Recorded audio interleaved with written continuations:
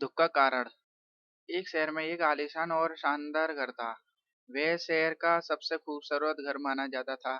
लोग उसे देखते तो तारीफ किए बिना नहीं रह पाते। एक बार एक घर का मालिक किसी काम से कुछ दिनों के लिए शहर से बाहर चला गया। कुछ दिनों बाद जब वह वापस लौटा तो देखा कि उसके मकान से धुआं उठ रहा है। करीब जाने पर उसे घर से आग की लपेटें उड़ती हुई दिखाई पड़ी। उसका खूबसूरत घर जल रहा था। वहां तमाशबीनों की भीड़ जमा थी, जो उस घर के जलने का तमाशा देख रही थी। अपने खूबसूरत घर को अपनी ही आंखों के सामने जलता हुआ देख वह व्यक्ति चिंता में पड़ गया। उसे समझ नहीं आ रहा था कि अब क्या करें, कैसे अपने घर को जलने से बचाएं। वह लोगों से मदद की गुहार लगाने लगा कि वे किसी भी तरह उसके घर को जलने से बचा लें। उसी समय उसका बड़ा बेटा वहां आया और बोला, पिताजी घबराइए मत, सब ठीक हो जाएगा। इस बात पर कुछ नाराज होता हुआ पिता बोला, कैसे ना घबराऊं, मेरा इतना खूबसूरत घर जल रहा है। बेटे ने उत्तर दिया, पिताजी माफ कीजिएगा, एक बात मैं आपको अब तक बता नहीं पाया था। कुछ दिनों पहले मुझे इस घर के लिए एक बहुत ही बढ़िया खरीदार मिला था। उसने मेरे सामने मकान की कीमत की 3 गुना रकम का प्रस्ताव रखा।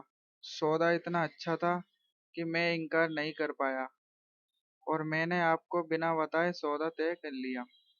यह सुनकर पिता की जान में जान आई। उसने राहत की सांस ली और आराम से यूं खड़ा हो गया जैसे सब कुछ ठीक हो गया हो। अब वह भी अन्य लोगों की तरह तमाशबीन बनकर उस घर को जलते हुए देखने लगा। तभी उसका दूसरा बेटा आया और बोला, पिताजी हमारा घर जल रहा है और आप हैं कि बड़े आराम से यहाँ खड़े होकर इसे जलता हुआ देख रहे हैं। आप कुछ करते क्यों नहीं? बेटा चिंता की बात नहीं है, तुम्हारे बड़े भाई ने यह घर बहुत ही अच्छे दाम पर बेच दिया है। अब ये हमारा नहीं रहा, इसलिए अब कोई फर्क नहीं पड़ता। पिताजी भैया ने तो सौदा कर दिया था, लेकिन अब तो सौदा पक्का नहीं हुआ है। अभी हमें पैसे भी नहीं मिले हैं। अब बताइए इस जलते हुए घर के लिए कौन पैसे देगा? ये सुनकर पिता फिर से चिंतित हो गए और सोचने लगे कि कैसे आग की लपेटों पर काबू पाया जाए। वे फिर से पास खड़े लोगों से मदद की गुहार लगाने लगे। तभी उसका तीसरा बेटा आया और बोला, पिताजी घबराने की सच में कोई बात नहीं है। मैं भी उस आदमी से मिलकर आ रहा हूँ जिससे बड़े भाई ने मकान का सौदा किया था। उसने कहा है कि मैं अपनी जुबान का पक्का हूँ। मेरे आदर्श कहते हैं कि चाहे जो भी हो जाए, अपनी जुबान पर कायम रहना चाहिए। इसलिए अब जो हो जाए, जबान दी है तो घर जरूर लूंगा और उसके पैसे भी दूंगा। पिता फिर से चिंता मुक्त हो गए और फिर से घर को जलते हुए देखने लगे।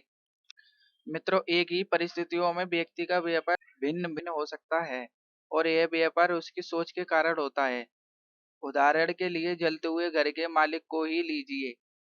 घर तो वही था जो जल रहा था, लेकिन उसके मालिक की सोच में कई बार परिवर्तन आया और उस सोच के साथ उसका व्यापार भी बदलता गया।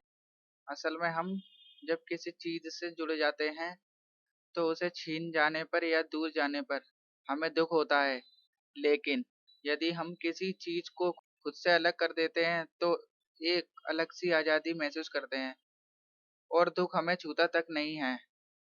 इसलिए दुखी होने और न होना पूर्णतः हमारी सोच और मानसिकता पर निर्भर करता है।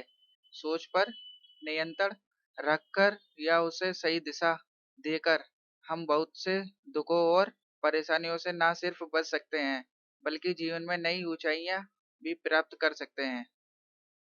दोस्तों, हमारी वीडियो आपको पसंद आई है तो हमारे चैनल को लाइक करें, शेयर करें एंड सब्सक्राइब करें।